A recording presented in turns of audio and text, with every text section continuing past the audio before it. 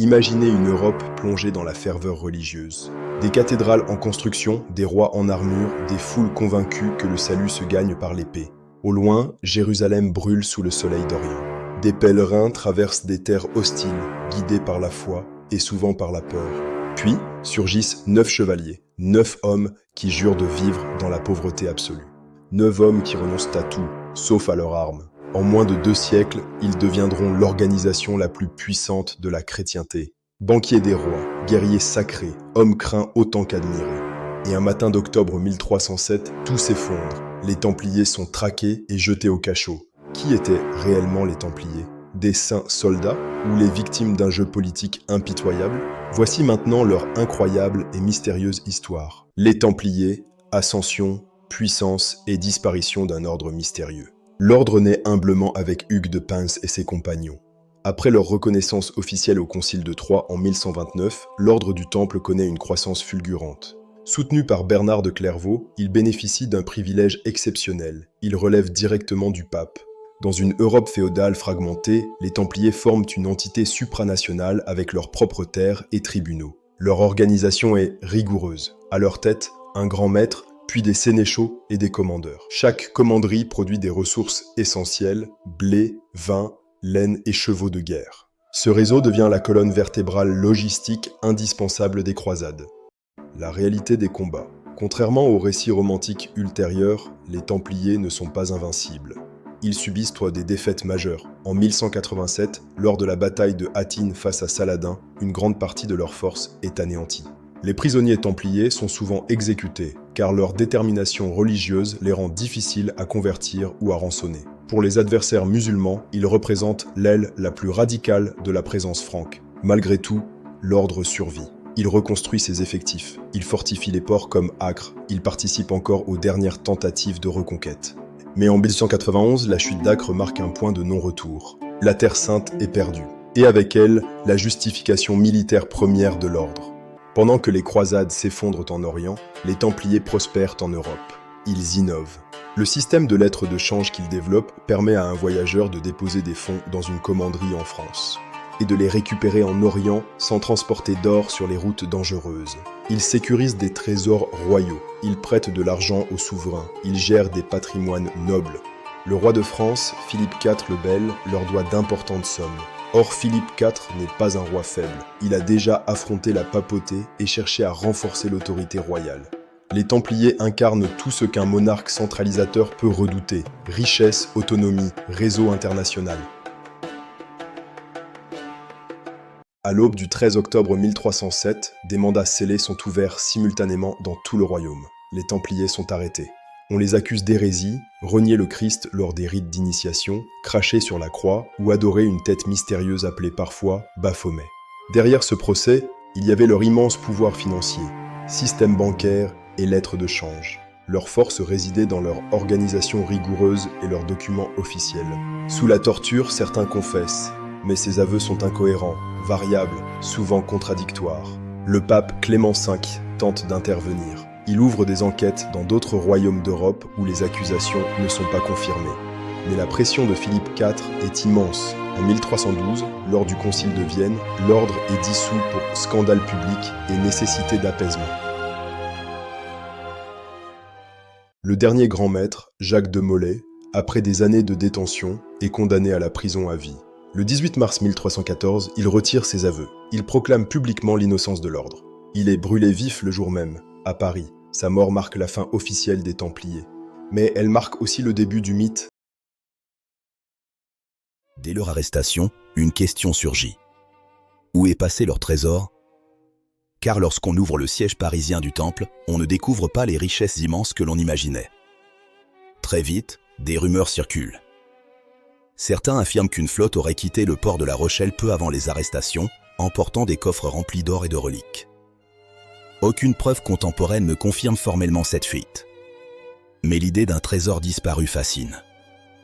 Au fil des siècles, plusieurs théories émergent, certains situent le trésor en Écosse, d'autres évoquent le Portugal. Plus tard, des récits l'associent même au Graal ou à des secrets liés à Jérusalem. Historiquement, il est probable que le trésor des Templiers n'ait pas été un amas spectaculaire d'or caché dans une crypte. Leur richesse était principalement foncière, administrative. Mais la brutalité de leur arrestation et l'absence d'inventaire clair ont nourri l'imaginaire collectif. Et l'imaginaire, lui, ne meurt jamais. Lorsque l'ordre du Temple est dissous en 1312, il ne disparaît pas instantanément. Ses biens sont en grande partie transférés aux hospitaliers. Mais les hommes, eux, trouvent parfois d'autres chemins. En péninsule ibérique, certains anciens Templiers sont intégrés à de nouveaux ordres militaires. Au Portugal, l'Ordre du Christ reprend une partie de leur structure et de leurs ressources. L'institution change de nom, mais une partie de son organisation survit, car l'héritage des Templiers n'est pas seulement religieux ou militaire.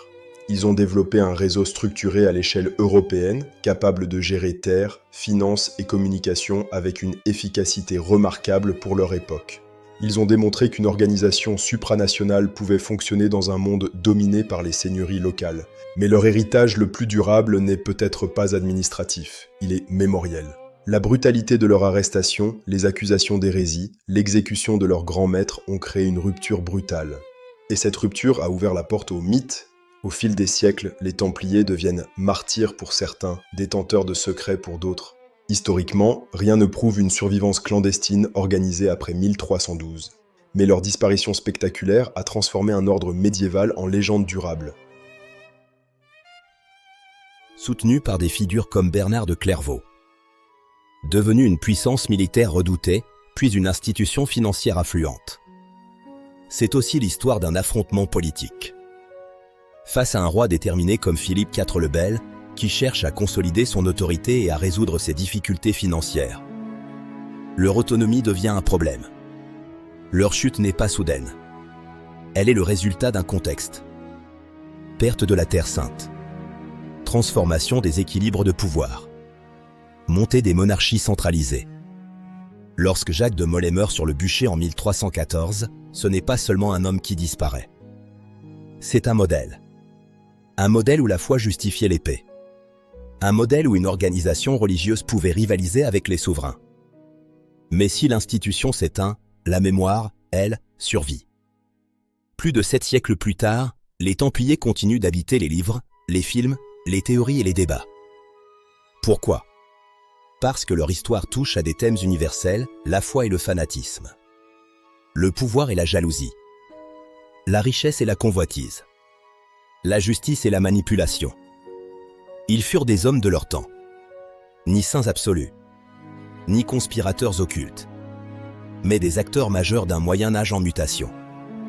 Et peut-être est-ce cela, leur véritable héritage, nous rappeler que les institutions les plus puissantes peuvent tomber, que les alliances peuvent se renverser, et que l'histoire n'est jamais seulement une suite de dates. C'est une lutte permanente entre croyance, ambition et pouvoir.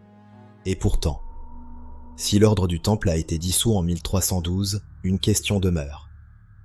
Comment expliquer que certains anciens Templiers aient réapparu ailleurs sous d'autres noms ? Pourquoi des symboles similaires surgissent-ils dans des ordres postérieurs ?